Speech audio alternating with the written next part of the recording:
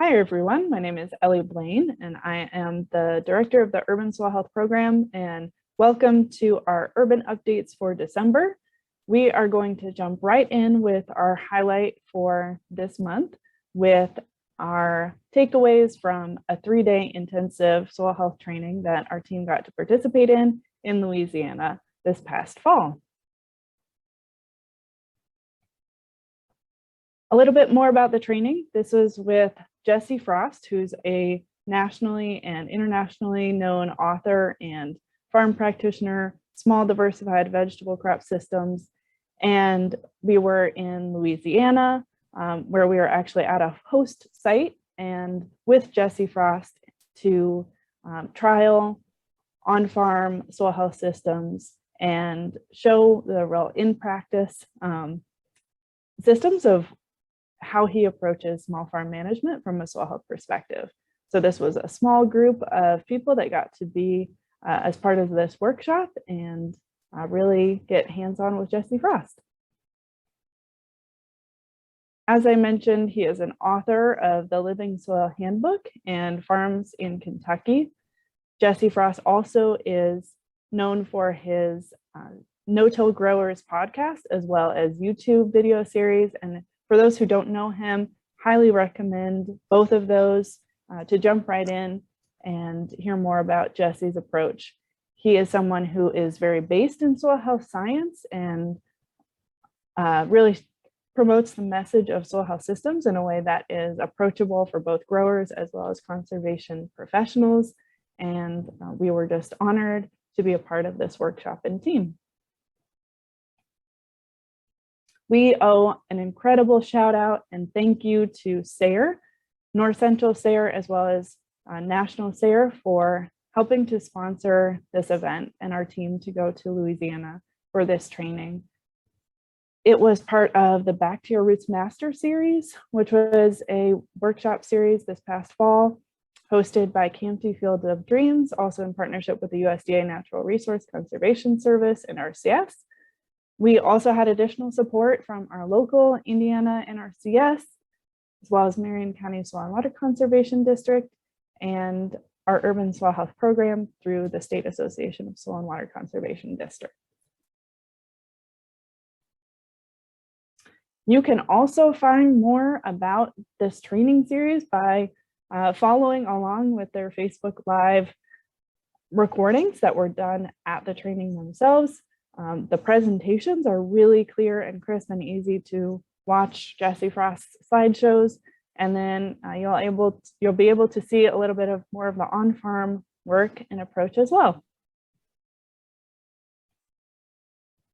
With that, I'm going to turn it over to our team to talk a little bit more about the nitty-gritty takeaways of Jesse Frost's approach and the education that they received at this training. Thank you very much. All right. Well, my name is Jamie Perry, and my portion of this is the science behind soil health. We will be covering that and also some soil health indicators. Okay, next slide. So really, in his book, Jesse Frost's book, he lists 3 principles to farm by, and it mimics or is the same with the exception of one of the areas as the soil health practices. So he talks about disturbing the soil as little as possible, keeping the soil covered as much as possible, and then keeping the soil planted as much as possible. So those are both very interesting. Those are all very true statements, but he is missing the maximize biodiversity. What is really interesting about that is later in his book, his actual farming practices in terms of what he plants in each bed is very diversified. So he, without counting this as a soil health principle, he's actually doing it though, however, and talks about that in his book. Next slide. So the basic soil science, the basic science of living soil is photosynthesis is the most important chemical reaction on the planet, period. Don't stop at go, don't collect $200. This is number one. Without it, without the creation of plants, there's nothing to eat. There's no fruit, no vegetables, no eggs, because the animals have to eat the plants, nor meat. Next slide. So How does photosynthesis feed the soil? Photosynthesis creates carbohydrates, but they're packed with energy with low nutritional value. So I always rate the carbohydrates that are created through photosynthesis as kind of like French fries. Yeah, sure you eat them, and sure they have energy. They'll give you energy, but they don't have a lot of nutritional value. Where they get the nutritional value is through 17 essential nutrients required for healthy growth. Now, the plants in general lack the ability to harvest these nutrients on their own, with the exception of like commercial fertilizers and things. However, the plants have the ability to absorb bacteria and extract nutrients. In addition, bacteria and fungi can extract nutrients from the organic matter in the soil particles. So you have the bacteria and fungi can extract nutrients from the organic matter in soil particles.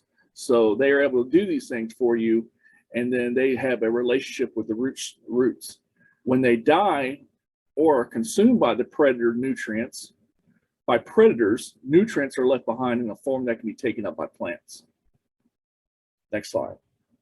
So what is so interesting is in that relationship is exudates, which are carbohydrates, kind of a cocktail mixed with other compounds that are secreted through the roots.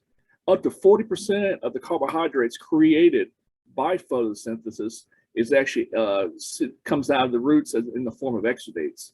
And these exudates nourish below ground microbial life, and they're actually bringing in and drawing in specific fungi and bacteria that provide them with the nutrients they need. They can alter pH, and then of course attract the specific microbes that extract nutrients from the soil. Next slide. All this is what the term living soil encompasses. That is a soil that's filled with microbial diversity and the living plant roots exchanging nutrients. That relationship and this exchange is vital for a plant's health. Next slide. Now we're going to talk about real briefly some soil health indicators. As you can see here, he's digging a hole, and we're going to talk about some infiltration tests, see if your soil has good drainage. Next slide. As you can see here, this is a hole, and he actually poured some water. What you would typically do is do that in a wooded area or an area that has little disturbance, pasture land or something, to compare it with same type soil. And depending on how fast your water drains will tell you if you have good drainage as you compare it to the undisturbed soil. So that'll tell you how fast or how good your drainage levels are. Next slide. If you look here, the creation of soil, you see that the area under cultivation, and these are soil probes that are stuck into the ground and produce a solid tube of soil, undisturbed, and the layers aren't mixed up, the horizons. Then what you see here is the area under cultivation is then has that dark brown, all that topsoil on the top there, and that's great. That's where all the magic happens at, and that's where your nutrients and different things are. Whereas you see the soil probe on the right was taken from an uncultivated area, and you see the challenges and the lack of topsoil, and that'd be an overall sign of lack of soil health. Next slide. And with that, I'm going to turn this over to Casey, and she can talk about how to break in new ground. Okay, on to me. So we're going to talk about how to break new ground. There was an area there that the landowner wanted to turn into like an herb garden. So that's what we did. We went from grass to tilled ground to planting to mulching and seeding. So you guys will see all of that. So we'll go through all those steps. Next.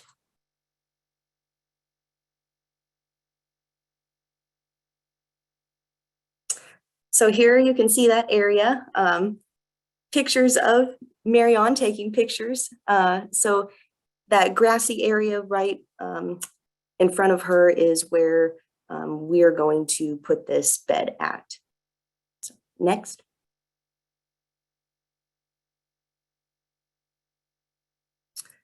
So the first thing that we used was a BCS tractor, which is a two-wheel walk-behind tractor.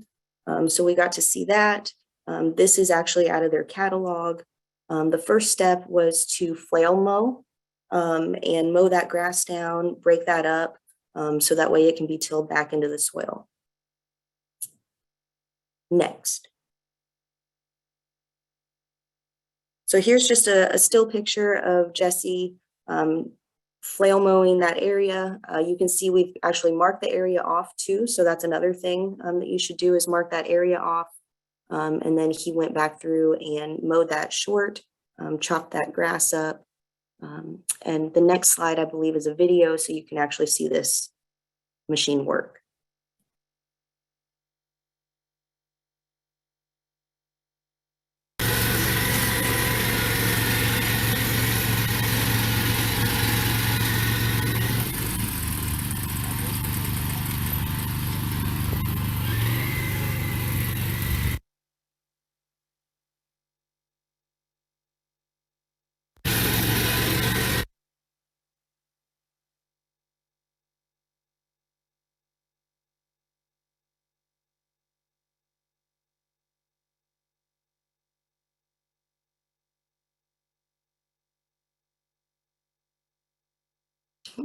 Okay, there we go. I didn't realize we moved on. Okay, so we've mowed that down. We've got it cut short. You can see in that picture here how it's shorter than the rest. So now we're amending with biochar. So what is biochar? Biochar is, well, actually, let's just go to the next slide because I've got it there.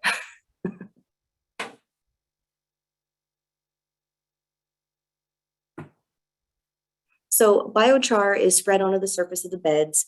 It's a stable charcoal-like carbon material. Think of like the coals at the bottom of your fire pit, those like really good ones to roast the marshmallows. So that's what that kind of looks like. It must be activated to be put in your application. So you could put it in compost at least 2 weeks before you apply it. Because putting it on in its raw form will suck out all the nitrogen that's in the ground. It will help promote microbial activity, which will then accelerate the composting process. So it kind of creates a habitat for that microbial activity to reside in and continue feeding off of the nutrients. It will also help and prevent the loss of nutrients because they're continually getting fed back into the soil in that composted material. So the foreground picture, you can see the biochar spread along the bed. This is actually a different bed than where we were at, but this is just so you can see it. So it was spread on top of the bed, and then we'll actually go back through and broad fork, kind of shake that down into the soil a little bit. Where we were working at, in the new bed, he actually tilled that up. So we'll see that when he goes through and tills the ground up.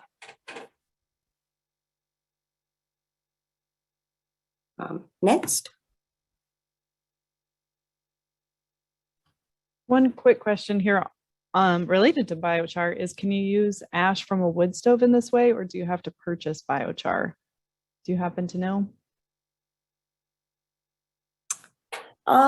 I think that you can use your own, just as long as you've got it activated with the compost, or you could put it in like a tea to get that activation process of microbial activity. I think as long as that's there, you could do that, unless anybody else has any other comments.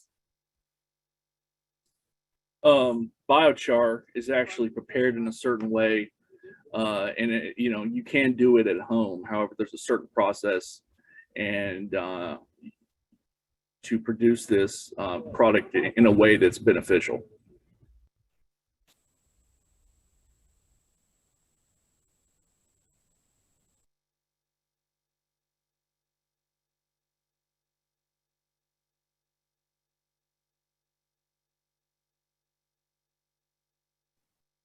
Yes, thank you, Jamie.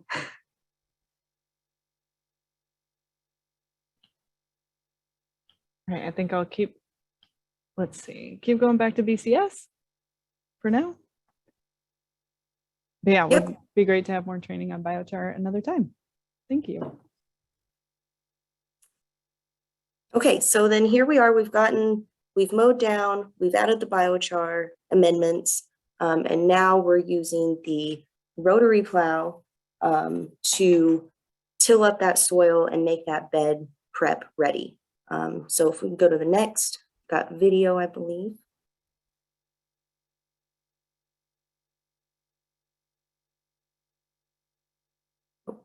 Nope, more picture. So here you can just see him working that ground. Something about this attachment that's on there. Actually, if you want to go back so we can see the back of the attachment.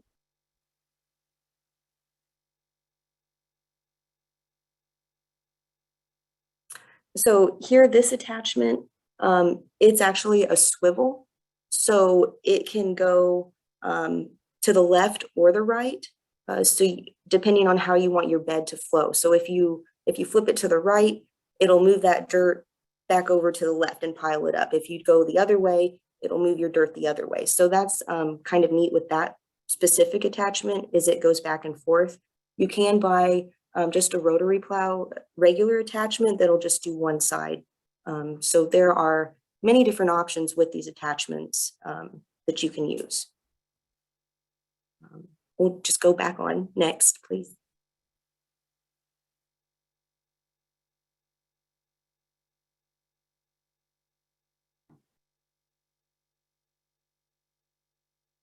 Okay.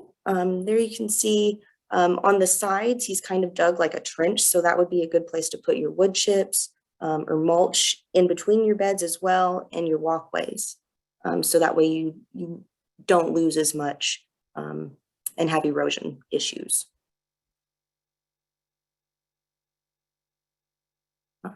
Next.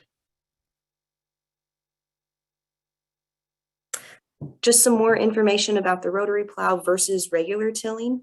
So that rotary plow does a corkscrew motion, getting like really deep into the soil, turning that over, creating that new bed.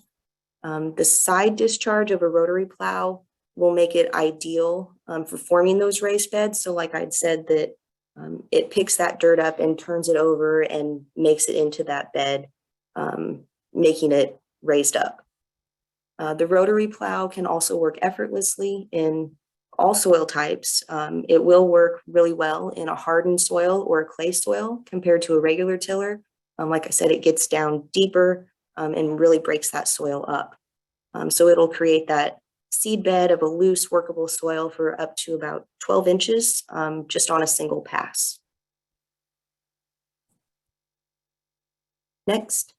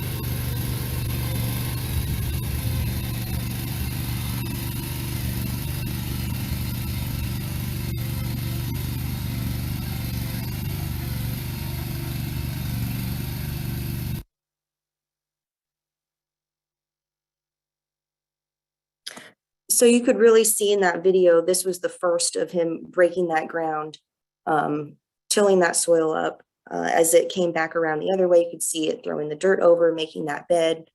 And then he'll go back through and just keep going back and forth the whole way, tilling that completely up. And then I think in the next slide or video, we've got him actually making the rows in that tilled soil. So we marked some rows. And then he went back through and made those walkways to make those beds.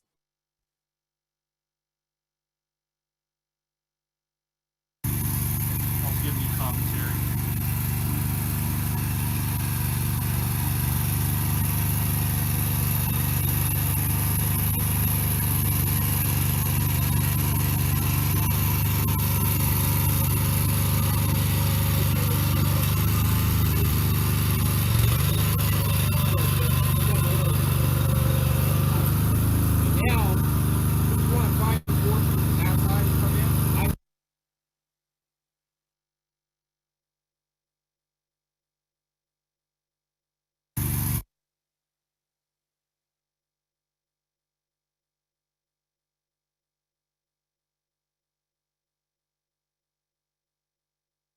Okay, so once we've gotten that tilled up, put down, then there's a big bale of hay where everybody just piled that on, really mounded that up to protect that soil from blowing away, and then keeping that mulched in.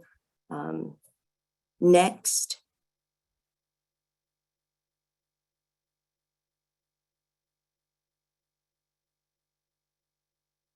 and there you can see our finished product.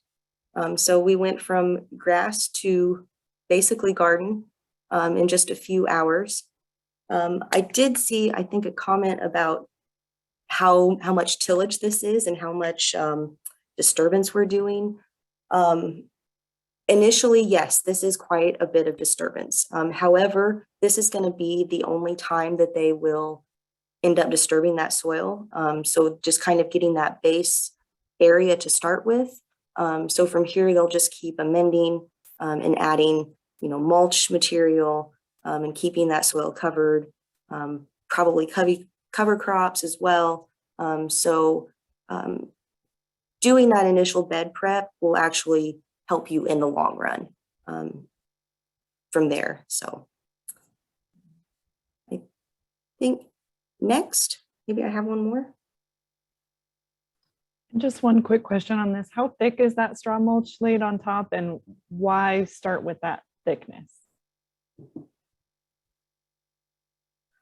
This bed was actually really thick. Maybe somebody else knows. I don't know that there was a reason why we put it on so thick other than to make sure that what was underneath was stable and stays and doesn't blow away, and just keeping that protected. I think, honestly, it was probably 12 to 16 inches deep. I mean, it was really, really deep. I think a big part of that thickness too is just to block the light. So, any light's gonna, a lot of those seeds there's a lot of seeds in that seed bank that are kind of getting stirred up and going to want to germinate. So if light gets to them, they are going to germinate. So just trying to smother it as much as possible.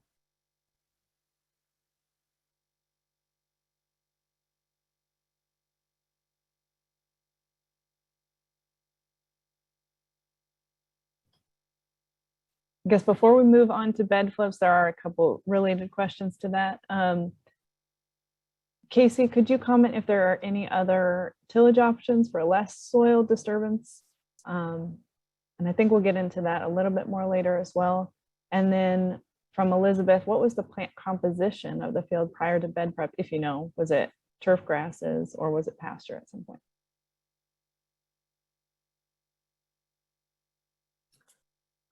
For the grass question, it was basically just a pasture had been left.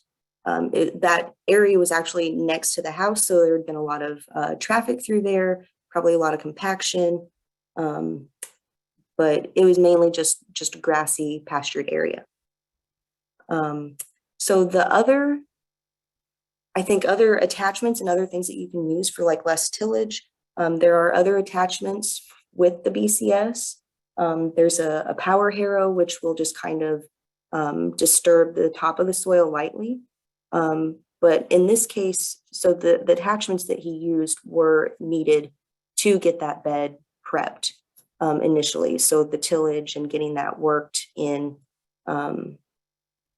that's why we use those specific attachments. But I think we will talk about some other things. But like I said, the power harrow is just a kind of goes over the top and lightly skims and does a little bit of tillage, quote, tillage on top. There's also some like hand tools that you can use, I think that we'll talk about as well. So there's lots of options and lots of things that we can do. But this was just how we did it this way on that day.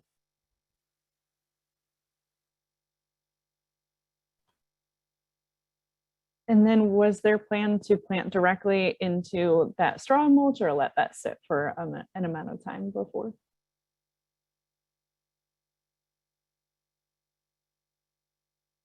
This is Kevin. I think they were going to plant herbs pretty much right into that fairly soon. And I think if you weren't going to plant into that right away, if you had some time, like probably the go-to would be to get a fall cover crop in on that, and then maybe even combine that with a tarping strategy, because some of those weeds will pop through there. Like it's not going to be foolproof potentially just by adding that straw. But I think they wanted to get going right away in terms of production, so that's why they chose to do it this route. Yeah, and we won't go into it too much, but also on tillage, you can use tarping as a way to start a new garden as well, or lasagna mulching. So as Casey said, this is Jesse Frost's approach for starting a new garden to really take that step back to then move forward. But we can help do more training on those other methods too of tarping, building up, etc.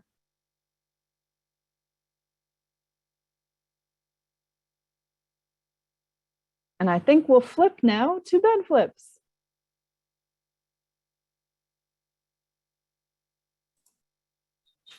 Good one, Ellie.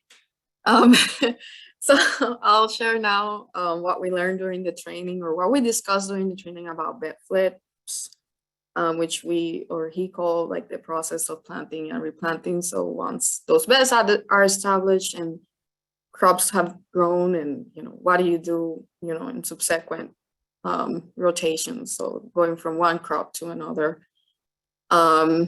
Next. And then if you're a grower, you know that there's so many ways to do this.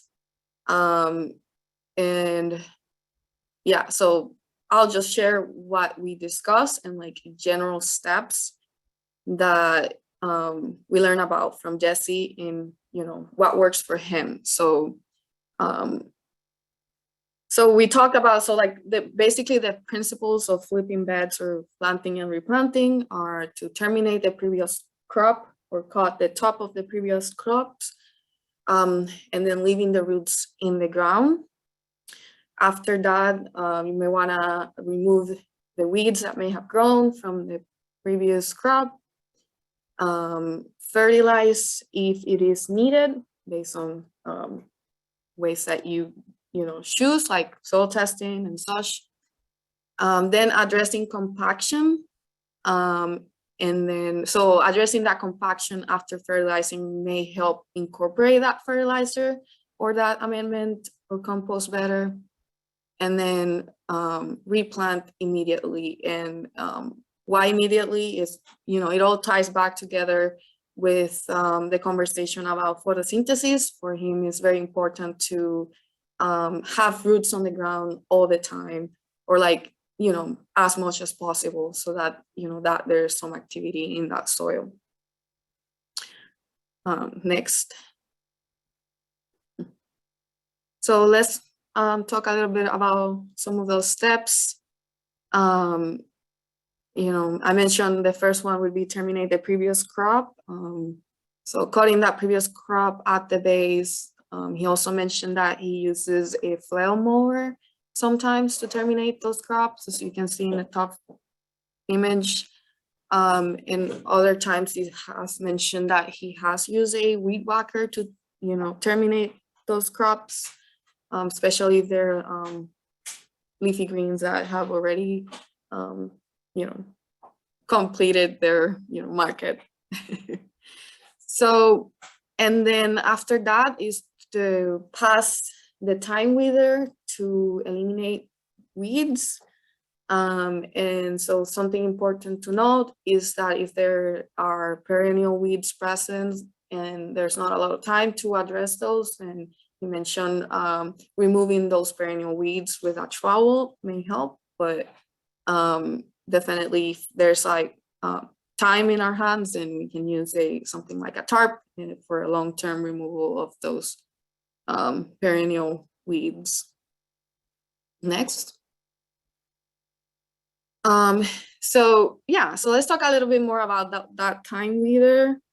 Like I said, it removes weeds, but something important to know is that the soil needs to be a little bit loose to be able to pass that time weeder. It is a little bit of disturbance. It's relatively less disturbance than, for example, a steel rake, and it might actually be more effective in removing those weeds. That time weeder can also be used for to manage that residue that was left from the previous crop. And again, you know, those tine or thin blades or may help with removing those weeds and creating a really nice seed bed after passing that tine weeder, even better than a normal steel rake. So really good for cultivation. That was one of our main takeaways with that tine weeder. And another thing to mention is that if using a tarp to remove those weeds in the long term, is that that tarp can cause an anaerobic environment in that soil. So in the case of the training, we had the chance to flip a bed or flip a couple beds, and those beds were covered by a tarp. So we kind of like assess the conditions of that soil. And so the main thing is that if it smells like there's an anaerobic environment, then maybe best to wait a little bit, couple of days to plant.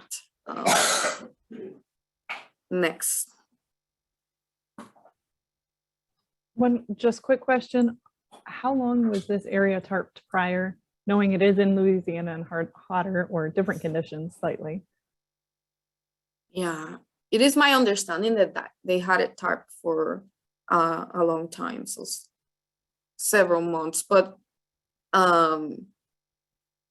yeah, it's not necessarily needed to be tarped for that long. So as far as I know, if it's a hot or warm environment, so like during the summer, 3 weeks may be enough. But if it's time of the year where it is a little bit colder, then over a month may be best to terminate weeds or a previous crop. Did I answer the question?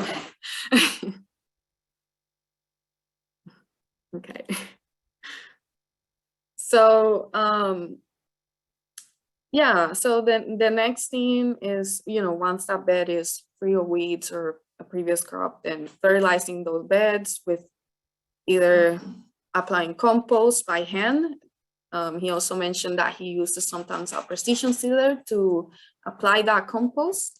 That day we also use a drop seeder to apply a compost base of molasses. In another part of this presentation today, we'll talk more about compost. There's like a tab open. Okay, sorry about that. And then another thing is that after applying that compost, can incorporate that compost with a rake, and it may be best to flip that rake and drag and use it to spread the compost. So it may be that rake may be really good for spreading that compost versus the tine weeder that I mentioned before, which helps make those beds. So the rake works, different tools for different purposes. Yeah, next. And then so after that, addressing compaction, and the main method of addressing compaction that we mentioned during the training was using a broad fork to aerate that soil. Is relatively low disturbance, although for all intents and purposes it is disturbance, so but it is less. We talked about whether it was best to broad fork before fertilizing or after, and one benefit to do it after fertilizing is to incorporate those amendments or compost into that soil. We also talked about when using a broad fork in a soil that has high clay content, it may be better to use a broad fork that has thinner tines instead of like wide ones like the one that we have here in the picture, and that is to be able to reduce compaction. So those thinner tines are better in terms of compaction long term. But something to know is that if it's very clay, then it might break those tines if they are thinner over a long term. So it's something to consider. And then something that we observed while using the broad fork is that if those blades are extremely like too far apart, the soil, if it's, you know, not very loose, it can get stuck in between those blades, and, you know, that might have some, you know, detrimental disturbance to that soil. So best to get a broad fork that has a distance between blades that are from 20 to 24 inches is what he specifically recommended. Next. And then once, you know, those beds are ready, mark the rows with a bed rake, and then seed the next crop with, you know, the tool that you may have or equipment that you may have, which in this case we use a junk seeder. Using a junk seeder may be a whole other training. We were able to do that during that day, and so that's one of the ways to do that. But those beds can also be ready to, you know, either apply mulch or transplant your crops. So you go next, we'll talk about how to grow or create soil blocks for transplanting. So I'll turn it over to you if there are any questions.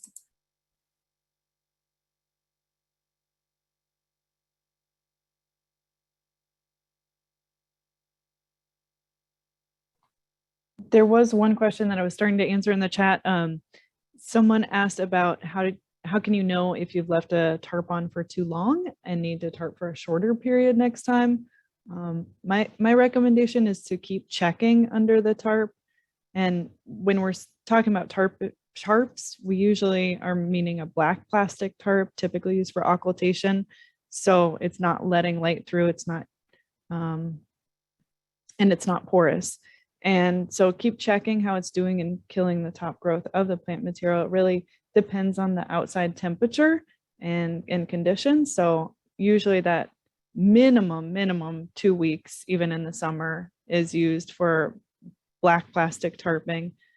And I guess it does depend if you're killing off sod or, you know, fescue or pasture versus, let's say, lettuce for next crop to flip a bed. So there is more time there. And then though that tarp, something that he did mention, and I know there's a lot of talk about this, that that, you know, that soil life will bounce back after relatively soon after those tarps are removed. So even though they can create a little bit of an anaerobic environment, like the soil is able to bounce back if, you know, the soil life is there. And the key to helping that soil life is to make sure that it is moist prior to tarping. So if it's not after a rain, then to water that area before applying the tarp, and to also look into the differences with solarization with the clear plastic tarp, which can affect soil life more quickly.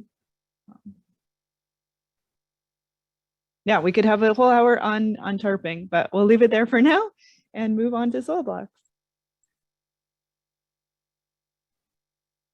Okay, so let's talk soil blocks. Now that we've got the bed prepped and we're going to want to transplant new into the ground, so this is a good start. So let's go next, please.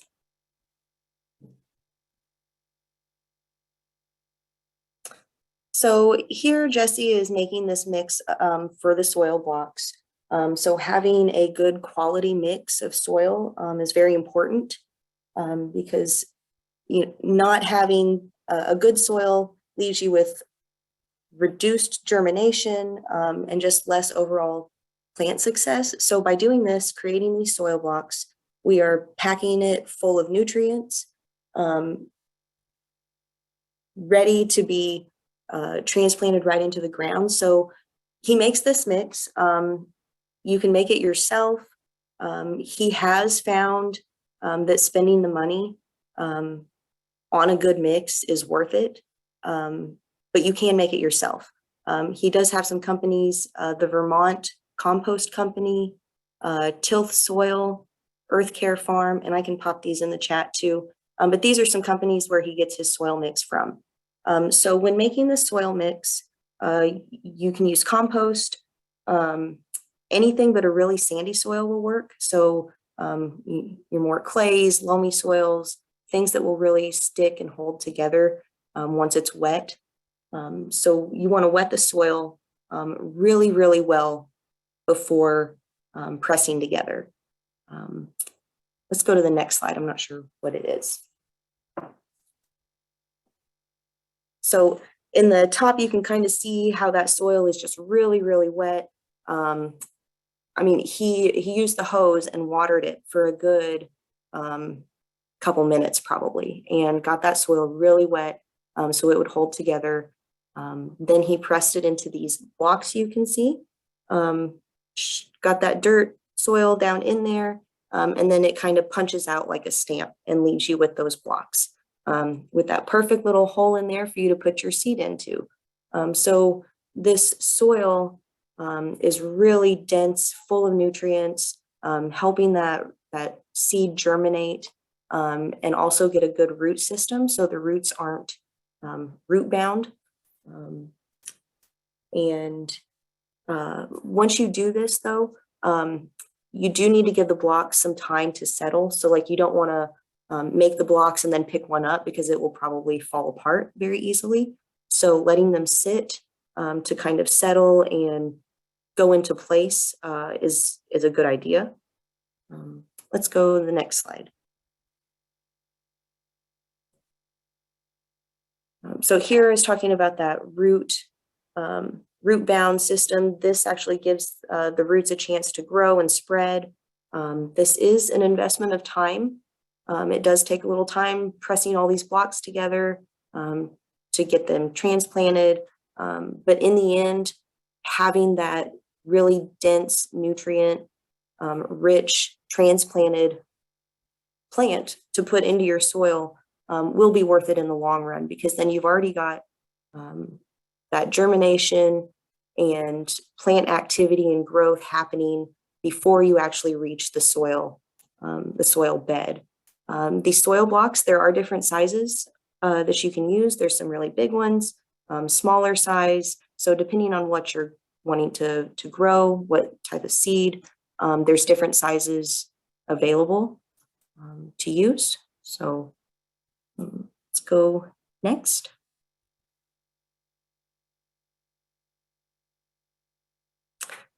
This is Daniel May's recipe, soil mix recipe. So Jesse Frost and Daniel Mays, they kind of bounce things off each other quite a bit, do some similar things. So this is how Daniel Mays mixes his soil for the soil blocks. He uses peat moss, lime, fish meal, alfalfa meal, green sand, ground phosphate, kelp meal, and a myco seed treat. He runs that in a cement mixer for about 2 minutes, and then adds some perlite and compost if needed, and then run it for another 2 minutes and mixes that really well, and then getting that wet to put into those soil blocks.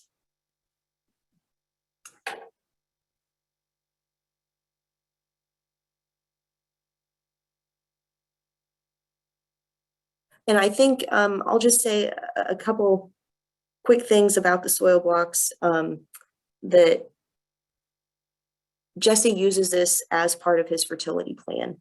So having those nutrients already into the seed before you put it in the soil just helps to increase that soil health activity as well. So I don't think I have anything else unless there's any questions about soil blocks.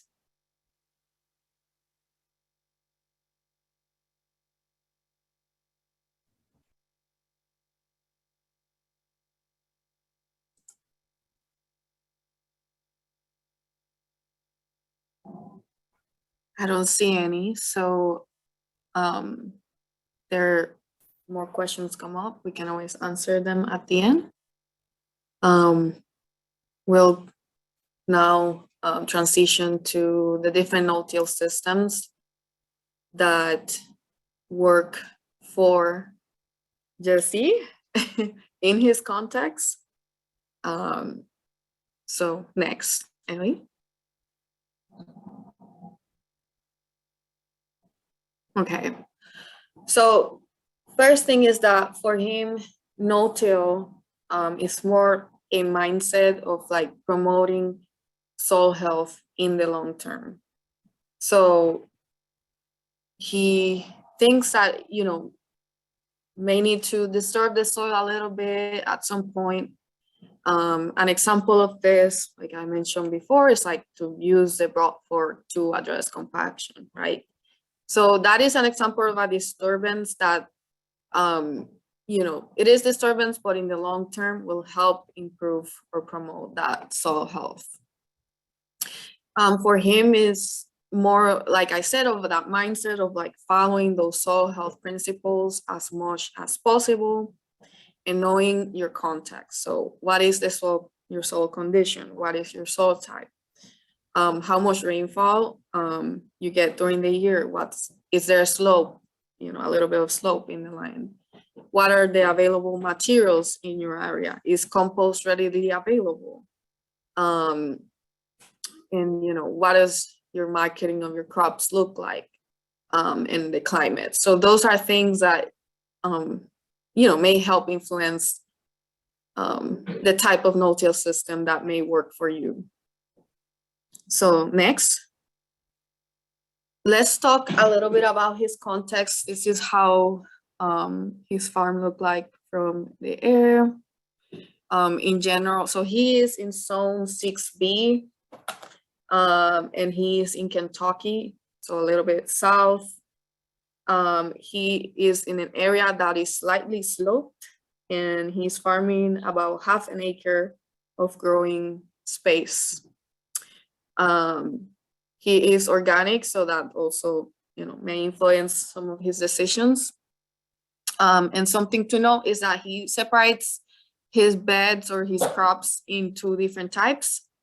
High rotation or high intensity, which would be where he has his carrots, lettuce, beets, things like that are, you know, in constant rotation.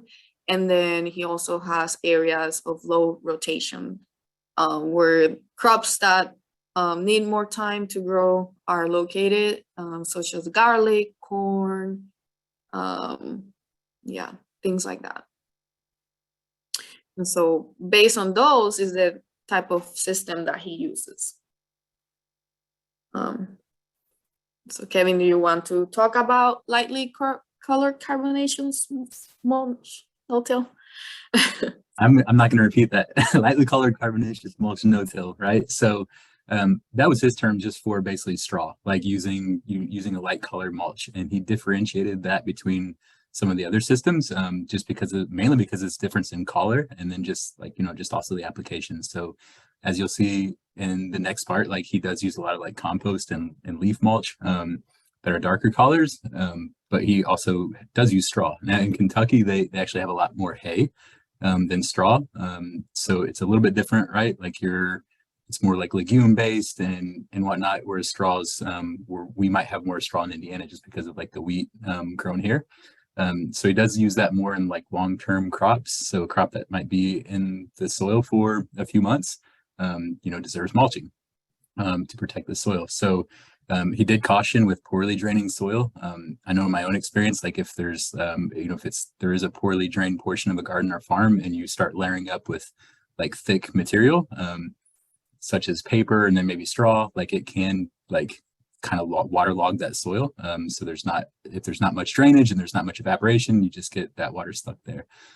My main takeaway from this straw conversation though was the soil temperature. So I remember Steve Groff, Pennsylvania farmer, mentioning a few years ago that like, you know, where he's putting straw down on tomatoes, he's seeing about like a month lag and like growth from the tomato plant. And it's a factor of warmth, just soil temperature. So when the soil is warmer, those plants might be growing faster. At the end of the year, Steve mentioned that like his yields were like just as good, like it all came on, towards the end, but in abundance. However, for like a market farmer that needs production all through the year, like that might be a consideration. So, when we're recommending mulches, I think that might be something to take into account. I think straw is an important mulch here, but it's something, that nuance is something we need to be aware of. So, it might be placing a strip of, darker colored compost down the middle of, like, for example, these sweet potatoes here, just to get that bed warmed up, even if it's in June. So just a consideration to take into account. Thank you. Next slide, please. Yeah, so the next no-till system will be the deep compost mulch system, which is a term that's very similar to the lasagna gardening method or the no-dig method, and it consists of layering different carbonaceous materials one on top of the other. A very common one that he uses in his pathways inside tunnels is laying cardboard and then laying wood chips for the pathways. But here's one that he uses in his beds, and so it's layering newspaper and then adding compost on top. It's not like the real lasagna method where you have several layers, but and there are some layers there. And one thing is that he does use a thick layer of compost when he starts those new beds. This is a method that he uses for high rotation crops. And this method is best when compost is highly available. Something to note is that moisture retention might be low because compost doesn't, dries relatively fast. And so those are some things to consider. And like I said, he uses wood chips, cardboard, wood chips in his pathways inside the tunnels and I believe it's because of the slight slope, and the rain might cause those wood chips to move away. So it depends on, using wood chips in pathways might depend on the context. And outside of those tunnels, he uses living pathways, which we won't have time to discuss here today, but that is another topic. Next, Ellie. So where the deep compost mulch system may work best is areas where there isn't a lot of rainfall, or low to moderate rainfall, cold to mild regions, areas with access to good compost, smaller scales, because you need a lot of compost to be able to accomplish this. Farms producing high profit crops, etc. And where it may not work well is soils that in areas where soils may drain fast, like I mentioned, that if the soil already has those types of conditions, then and the compost dries pretty quick, then that might be a problem. Also areas with a lot of rain, crops with low profit, right? Compost is a big investment for some farms, so want to consider that. Very hot regions, like we just mentioned, temperature, that darkness of the compost might, create a very hot environment. So if the area is already hot, then that might cause some detrimental effects. And areas where there isn't a lot of compost available, and farms where there is, they have a really large scale of growing. So next. And so after, those beds are established, he mentioned that he sometimes, every year may add a little bit of compost on top of those beds. So that little layer of compost may not help with weed suppression. So we did wanted to mention this inverse relationship. So, you know, the more compost, the the less weeds. So, yeah. All right, everybody, we're going to talk about composting. Full disclosure, this is a topic that you could really dig into. And there's people that are, I would call almost experts in the field of understanding it. What we're going to cover today is that was discussed at the training. And so I hope I do this justice. Here we go. Next slide. Where it works best, low to moderate rainfall, cold and mild regions, small scale, that's the big thing too. Medium and heavy soil, and farm producing high profit crops because of the cost involved. Where compost doesn't work well is very hot regions, large scales, and then fast draining soils as well. So these are different things to consider when you're making a decision on how you want to deal with if and when you want to use compost. Next slide. Jamie, can you comment on the temperature? So the difference between using it in a cold to mild region versus the hot region. All I can say to this is that compost doesn't have the greatest water retention in the world. It dries out quickly. And so that may be a concern.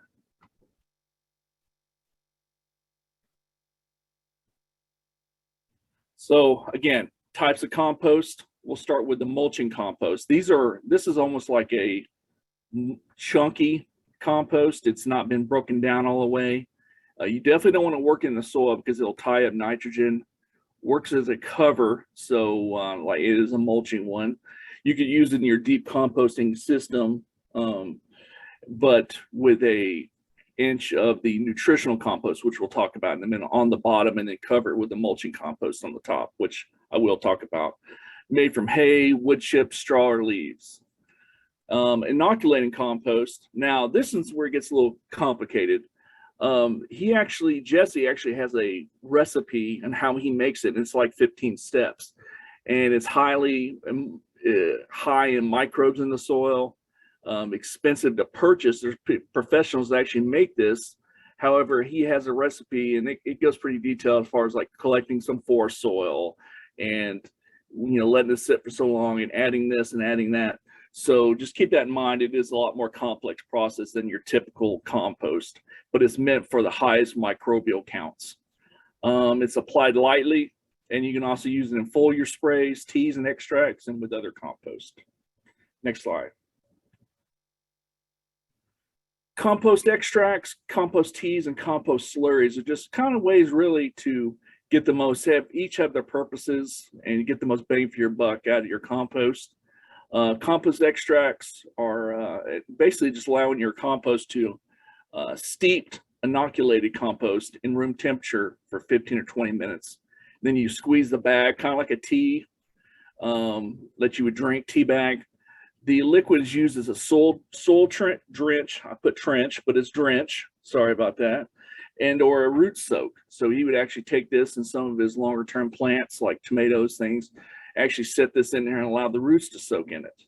It takes 1 to 2 pounds of compost per 5 gallons of water. The compost tea is something that's aerated for 12 to 36 hours with amendments. So fish hydrolysate, kelp, humic acid to increase the microbial activity. And then you would use 1 to 2 pounds of compost per 5 gallons of water. Now, compost slurry is really just a mix with water, fish, and used as a soil drench. It's great for expanding a small amount of compost, and it's great to use dip so your sweet potato slips in before planting. So that would, and it's just a thick, rich, it's almost like a little wet, too wet to be a soil block, but not a compost extract. So it's 2 to 10 pounds of compost per 5 gallons of water. Next slide. Okay, so let's go to some other types of composting. What we got here is the fertilizing compost. This one's highly nitrogenous, got a lot of nitrogen. Let's keep the word simple here. Applied lightly, mixed with other compost and high levels of ammonia. Per his book, this is mainly like compost and animal manures. And just make sure you're practicing appropriate guidelines when dealing with manures and for food safety. Then you have your nutritional compost. It's a fully mature compost, light and fluffy. When you go buy compost, this is more than likely what you're seeing right here is your nutritional compost. When it comes to your deep mulch systems, more than likely you could apply either a nutritional compost or a fertilizing compost, and then apply the mulching compost on top of it if you wanted to.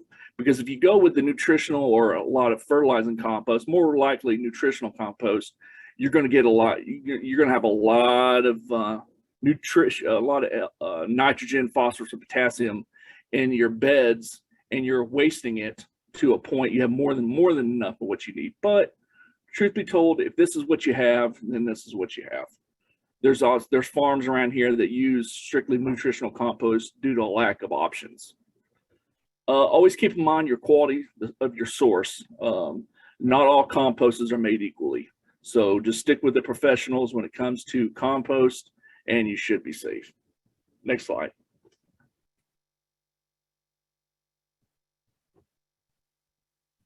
And this was a neat slide. Here were the BCS that you've already seen. They actually have a compost spreader with the walk behind BCS, which I thought was pretty interesting. And I saw I showed that picture. Next slide.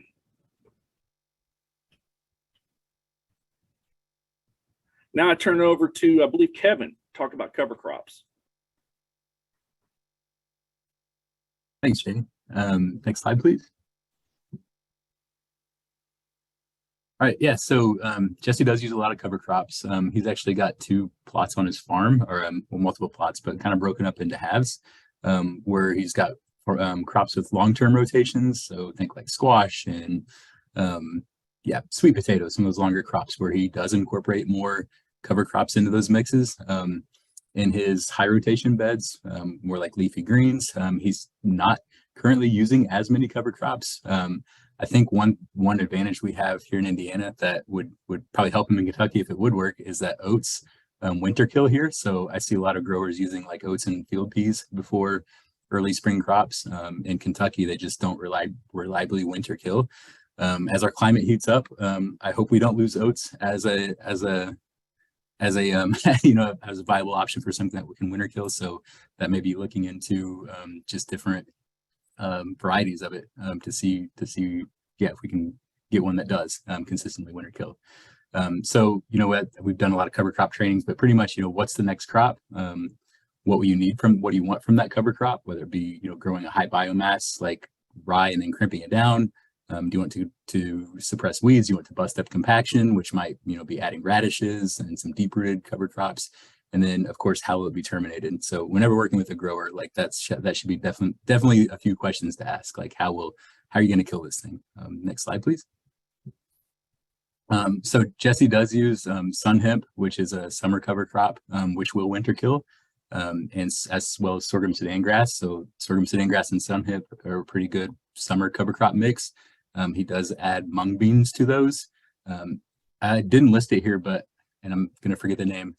No, I'm not going to try it. It starts with an S, but there's a cover crop that he's using in Kentucky, Cispania. Yeah, that's not on our cover crop list here in Indiana, but it might be something to look at. So definitely made a note of that. And then just other common ones that a lot of farmers use, that like cereal rye and hairy vetch for the fall cover crops that will overwinter. Next slide, please. What I really wanted to get into was like, you know, there's tons of things you could talk about with cover crops, but one thing that I did pick up was just how to terminate these things quickly and effectively in regards to these high biomass cover crops. You know, there's a lot of farms that use these foot stompers, like basically like a T-post to you know, they might tie a rope on the end of each T-post and a board, and you can kind of foot stomp it down, which definitely works. But Jesse's done a lot of experimentation on his own farm with how to use the BCS walk behind with different implements to knock it down. So in this case here, he's actually, he's got the Power Harrow, which is a tillage tool, hooked up to it, but he's not tilling. It's actually about set about 4 to 6 inches above the soil, and he engages the tines, and then it just kind of rolls over it and bashes it into, bashes it down. He calls it the bash method. Next slide, please. So yeah, if you're short on hand labor and you do have like a BCS tractor, like this might be a very effective way to getting it down. It's not necessarily like a big roller crimper like in big ag where it will like break the stem every 6 inches. So he is going to be tarping. Like his advice would be to tarp this after you bash it down. But the point being, get it flat to the ground so you can get that tarp on there. Next slide, please. That's what it looks like. Kind of on the top, you can see the this was a cover crop that was the cover crop on the farm we went to was it was pretty weedy, like, and that's just the farmer was there like engaged and learning, so I'm sure that their next cover crop will even be more successful. But there was a lot of weeds that, just because of existing weed pressure and the bed prep, there was a lot of weeds that came up in their cover crops. So you had like sparse sorghum Sudan grass and some sun hemp here and there, but also a lot of weeds. So at any rate, the idea was to get this down and get it covered. Next slide, please. So yeah, that's just what the Power Hero looks like from the bottom. Thought that was kind of a neat view, but those tines are engaged and it's just kind of knocking that cover crop down. Next slide. So this is a thick slide, but like these will be going out to you, so it might be something good to review. But just he kind of went through some of his methods of options of taking down a cover crop with BCS machine. So one would be mowing twice. So you make make a high pass, so it's then get all caught up in your flail mower, and then make a low pass, and then tarp. That's a pretty common one, right? Flail mow and then tarp to kill that cover crop. If you don't have a tarp, you could potentially wait a week after that first mowing pass and then mow it again as that cover crop's kind of starting to regrow, just to kind of put it, to end it. So that's an option. The other one would be to flail mow and then rotary plow. This can be used if kind of building up your beds. So the flail mowing, same concept, right? Flail mow and then take that rotary plow and run it down the walkways to kick that soil up from the walkways onto the top of the bed. So you're kind of burying that mowed cover crop with the walkway soil, and then tarp. And I think that tarp is probably a pretty important step in that process right there, because as you are rotary plowing the walkways, you're probably kicking up a lot of weed seeds onto the top of the bed that will germinate. So I wouldn't expect that to just, all of a sudden be weed free. So getting the tarp on there is probably pretty critical. I'm going to, then crimping. So, crimping, we think big roller crimpers, but Jesse's using his BCS machine. So he has tried it unengaged, like an unengaged flail mower or Power Hero, just to knock it down, which does work. But he has found that Power Hero with the PTO engaged, with the tines set several inches above the soil, has been his most effective go-to as far as getting that thing down. He did mention that, like if you were to crimp this cover crop and then tarp it and then untarp it, he would want to and then if you try to go back through with like a Power Hero to kind of flatten it out again, that dead rye, like the brown rye, gets tied up in the tines really easily. So it definitely recommends doing this while the cover crop's green to try to knock it down. Next slide, please. And just to note there, is that YouTube video an explanation and visual of some of those techniques? Yeah, it is. Yeah, he runs through all those things and explains. Yeah, I could have just skipped this slide and said, watch that video. It's much better. But, no, yeah, good to have real. the takeaways. Yeah, but I definitely recommend if you're a BCS farmer, or a walk behind tractor farmer working with those folks, definitely watch that video. Yes. And then in the chat, do you happen to know if he's using a Berta flail mower? What was he using? We weren't at Jesse's farm. I can't remember exactly. So this was a different farm we were at. I can't remember if it was a Berta or not. But sure. It seems like the method should be applicable. Yeah, I think Berta is a common multiple. flail mower. Yeah, I think that flail mower would work. Yes. And it might have to do, of course, check your BCS power and if it's compatible with a certain type of flail mower. But yeah, they should be able to get that cover crop down. And if it, again, as noted in that first step, if it is really thick, making a high, yes, it takes time, but making a high pass first to kind of chop some of it and then making another pass to chop the rest might be a little bit easier on your machine. Next slide, please. Great.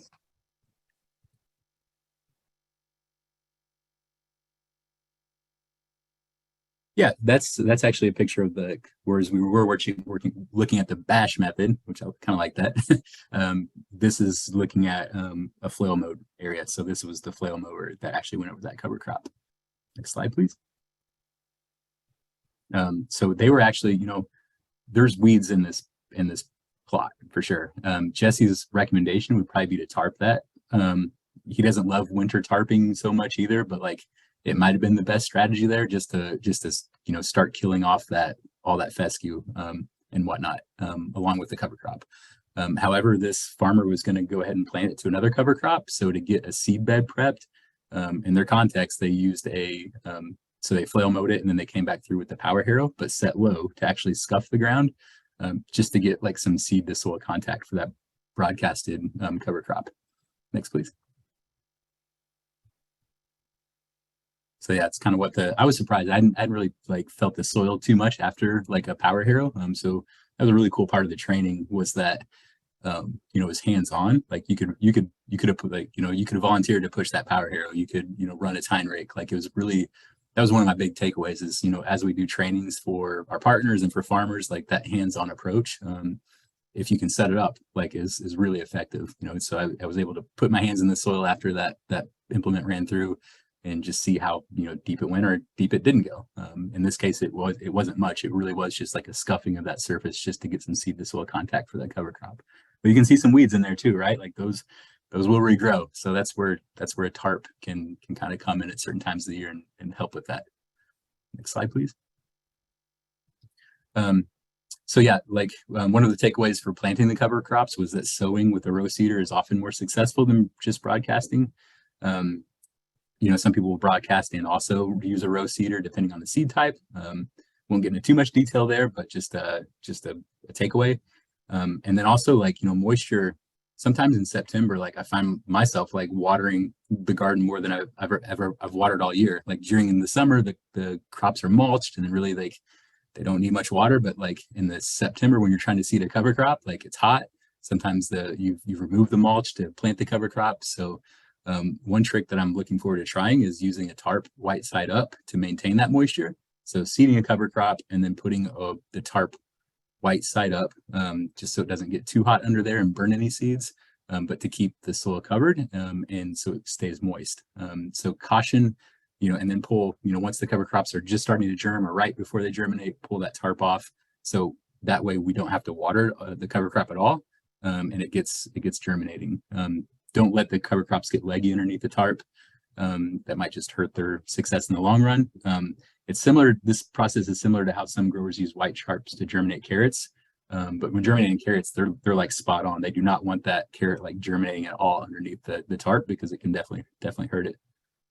So yeah, that might be something to try just to save on water. And yeah, next slide, please. Just a quick FYIs on high tunnels, like quick takeaways that ridge vents on top of the tunnels are amazing to let the air out and help ventilation. So in working with high tunnels and folks, like that might be something to mention. They can be expensive, but he felt they were worth it. As we know, drainage is key. Zoning ordinance and variances like are important to work through before planning a high tunnel or as you plan a high tunnel, like early in the stages of planning high tunnels, like, work with the grower, let them know that like, hey, check into your local ordinances, check into insurance, like make sure this high tunnel is gonna be right for you and that it's gonna be all tight, Next slide, please. So yeah, equip, like there was a big kind of discussion on equip down there. They're kind of facing the same, they're doing the same thing that we are in a sense, like looking at small farms, like yes, it got pushed up, national has told states to like, urge states to do small farm stuff, in Indiana, we were already on it. So it's really cool to see other states as, joining in the fun as well.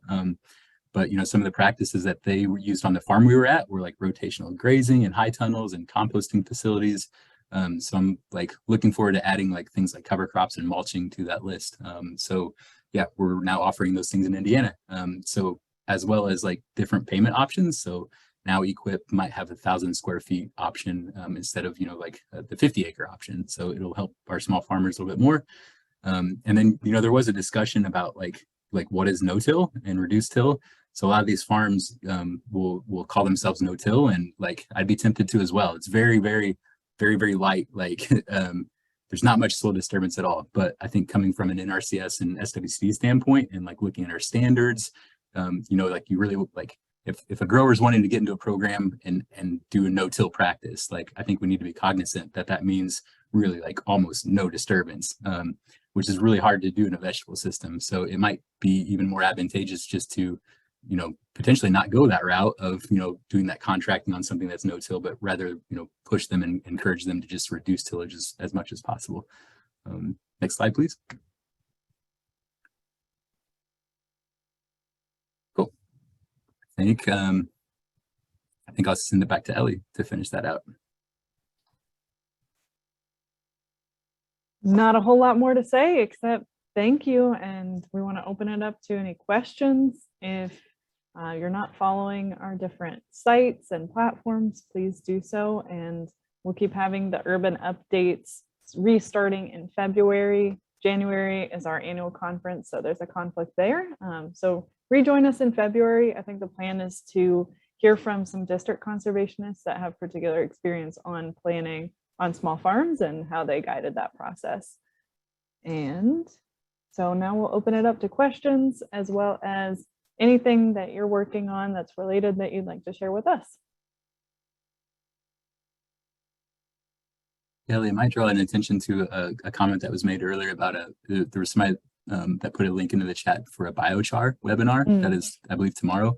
And it looked like it was kind of focused, it was like the biochar, I'm gonna get the name wrong, but it was like a biochar association, and they were talking about like how biochar could be used within Equip and like in RCS practices. So I think I'd encourage us all to take a look at that. Biochar is awesome in that, you're adding carbon. But again, like it kind of goes back, like I'm interested in it because like I want to see how it is fitting in with the NRCS practices. So soil carbon amendment is a practice that we've got where you can put biochar and things like compost on your soil to increase the carbon. But like, within the specifications of those standards, like you might find something like take a soil test reading, and if the make sure that biochar addition doesn't put you over any phosphorus levels. So those are like the nuances that like you got to work within in a sense. Like, yes, it's good, but like also like it's awesome that you're adding carbon, but be careful about the phosphorus and things like that. So very interested in what they come up with in that webinar tomorrow.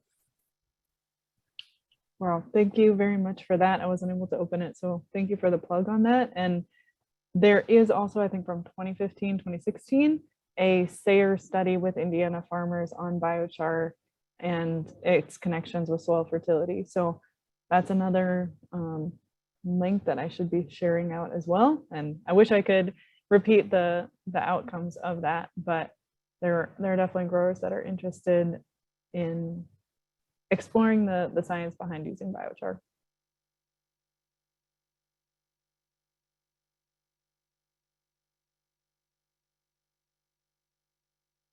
I think Daniel Garcia, do you want to share a little bit more about a link that you put in the chat on the LFPA? Hi, hello, can you hear me? Yes. Yeah, I just put a link in there. There was an application that I think it went out yesterday or something like that, but essentially it's for producers who want to sell produce. I think it's mainly to food pantries, and I think it was part of WIC. We didn't get any, we do farmers markets, and typically there's like a WIC voucher that goes out for families that are on WIC, and they can use it at farmers markets. But so I think this is what they're going with for next year. So essentially, I don't know all the details. The link has more information than what I can provide you. But it looks like it's potential to be able to sell produce to food pantries. I'm not sure what all the outlets are, but it just looks like another potential market stream for growers. So take a look at that link. It's in the comments. Thanks.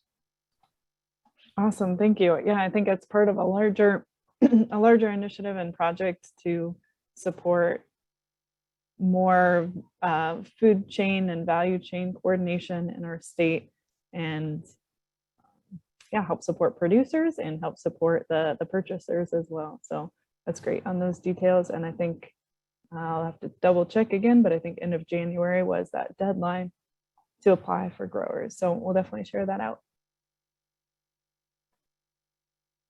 And then from Megan Ayers, there's a comment also on Earth Tools, which is a supplier for a lot of different BCS as well as other small farm equipment. And taking a look at those details will, or those suppliers can give more information on particular attachments and BCS models. I also really recommend looking at Indiana Market Farmers Facebook page, as well as there's a National Market Farmers Facebook page, and searching those for BCS attachment or cover crop BCS particular, it can, I guess, shed light on a lot of different models and attachments and their uses and recommendations there, what other growers are using.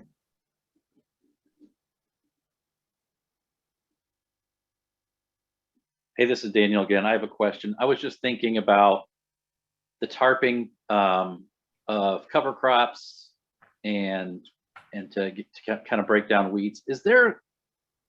I was just wondering if there's like a seed or some sort of grain or cover crop that you can apply right before you tarp and then have that germinate. You may not get like all of the organic matter benefit, but would you be like, is there something that could like germinate, sprout, and then die off to get some sort of biological benefit while it's tarping, just to increase kind of the soil biology?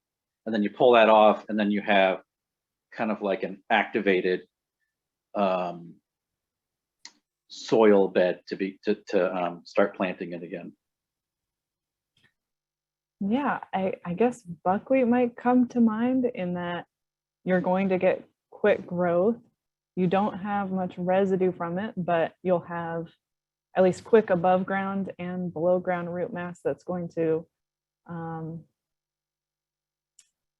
happen quickly, and then could tarp that quickly, kind of our go-to for short windows. And then that will also, like, it has a benefit of being able to unlock phosphorus, but I don't know the science behind how quick that turnaround time is with, let's say, scavenging or releasing phosphorus. How much benefit you'd get that from at which stages of growth. Yeah, I'm just thinking, like, say instead of applying compost and then tarping, you could apply like something lighter and faster, like with a seed, and have kind of the seed enhance the soil quality.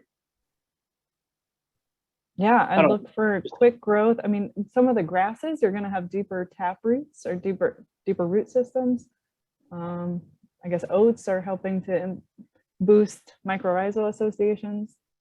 Maybe a buckwheat, oats, peas mix. Like, I think I would choose fast rooting, fast growing, and like high biomass, and just focus on above ground growth so that you have organic matter added, some root systems that are helping to penetrate that soil. Other people chime in. Daniel, if you put the tarp, like if you seeded it and like put a tarp on it immediately kind of thing, like I think that's what you're mentioning, you're kind of alluding to. I think like my gut is that you're not going to get too much benefit out of it, because that plant's not going to grow like a lot. Like I think you would need like a really high seeding rate to get like little roots all over the place, or just that initial germination, it's like high seeding rates. And then probably like, if it might be a good, like, to inoculate that seed with like compost tea. So like that inoculant might be the thing you're actually really benefiting from. I have done sometimes it's like, oh well, it's too late to plant oats and peas, like It's October, like what about rye? So like I have done cereal rye in like the fall, like late winter or late fall. And I know this isn't really directly related to tarping it immediately, but I've then come back and tarped it in like on March 1st when like the rye is like, an inch tall. And that's worked. You got tarp it for like a month and a half to really get it killed. But it is kind of like actively growing under there. So you might have that benefit. And I think we talked about this the other day too, though. Like, you can, like, if it's March 1st, and like in my experience, it was March 1st, I put a tarp on it and then untarped on like April 15th. And I was able to push a earthway seeder through that because the rye didn't get tall at all. But I still think I got some benefit. But when I waited till like March 15th to tarp another part of the bed just to experiment, that rye was already like 3 inches tall. And then I tarped it for a month and a half. And when I pulled off the tarp, I was not able to get an earthway seeder through. I mean, you could tilt it, right? Or you could till it and then that solves your problems. But I was wanting to just push an earthway right through it. And the rye was too thick to get through. So it's probably like a timing thing. But yeah, I think that might be a good option, like late rye and then tarp early. Thank you.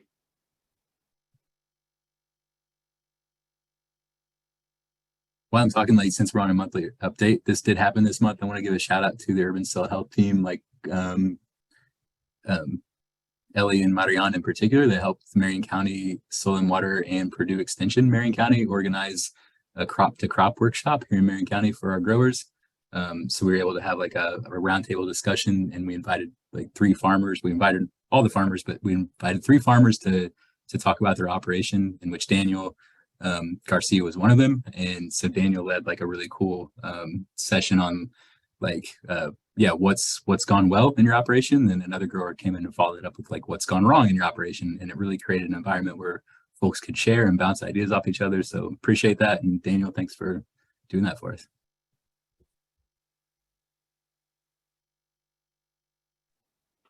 Yeah, thanks for that opportunity. It was really great just to talk to people and see some new faces in the growing community. And I'm open to have any kind of other discussion. I'm in Indianapolis. I'm open to have like other meetings throughout the year. So any kind of ideas that people might have, they want to have like maybe like bulk buying of fertilizer, potting soil, inputs, whatever. I'm just pretty much open to that. So yeah, everybody's planning now for next season. Awesome, thank you. Maybe Daniel, if you want to put your info in the chat, that would be awesome. And the slides that were put together for the crop to crop planning, crop sequencing that Kevin mentioned, we'll probably migrate those also into our public box account so that you can access those later as well.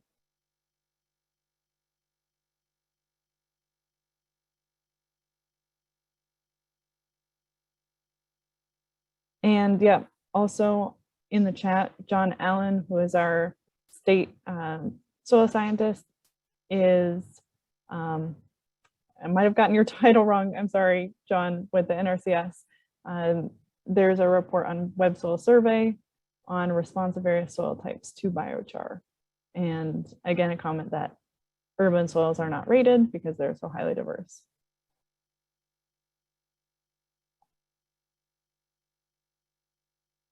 Any other comments for those still with us? I don't know if this is related or not, but I did see, I heard a talk on PFAS, polyfluoral alkyl, I can't remember the name, but there are these chemicals that persist in the soil. Has anybody done any research on that in Indianapolis? Because I just see like in Maine, they just had some legislation passed. And a lot of it was due to like spreading of biosolids. I don't know if any of that was happening in Indiana at all, or has anybody heard anything about that? Daniel, there was actually like probably an hour discussion at this workshop about that, and we decided not to like really go into it heavily here because it is like it's complicated, and I don't quite get it all, like where it's all coming from. I would urge us to watch Jesse Frost's video on no-tillgrowers.com about like the dangers of compost. I think that's maybe what it's called. So he does like give a pretty good like outline of like kind of like what's like the newest information that's coming in, but it is I would say definitely a concern. So yeah, That's where I heard it. I saw it on his podcast. Yeah. okay. Yeah. Okay. Yeah, I think I need to revisit that like before we're having a detailed conversation about it, but super important. And a lot of it's, a lot of it's coming through like horse, like I guess like animal feed, and like sometimes like when if an animal eats like hay that is contaminated with like a certain kind of chemical, like it might not break down in their system, and so then it comes out the other end, right? And then it could be mixed in the compost. And there might not even be that much breakdown. Yeah, in the compost. So there's a lot to be like learned, like known about.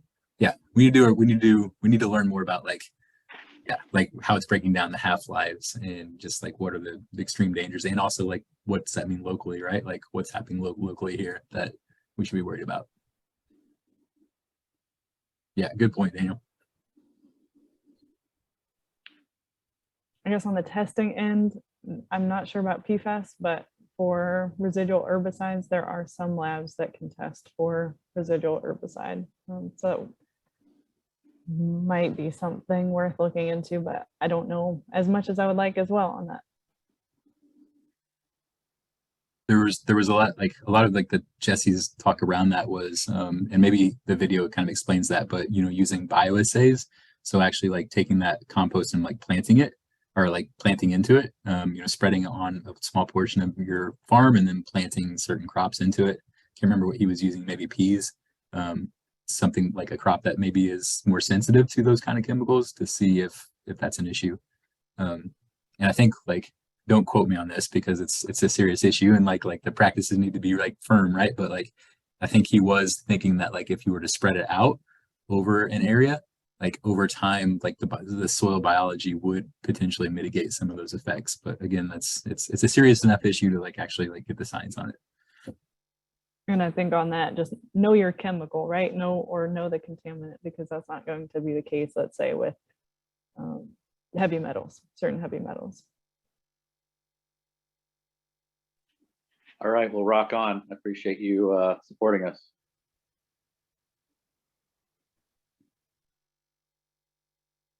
Yeah. Thank you, John. Any help from state office on PFAS and soil science world research? Thank you very much. We appreciate that help, and be happy to add that to our 2023 workshop and research list on other topics that we need to dig into more. Thank you.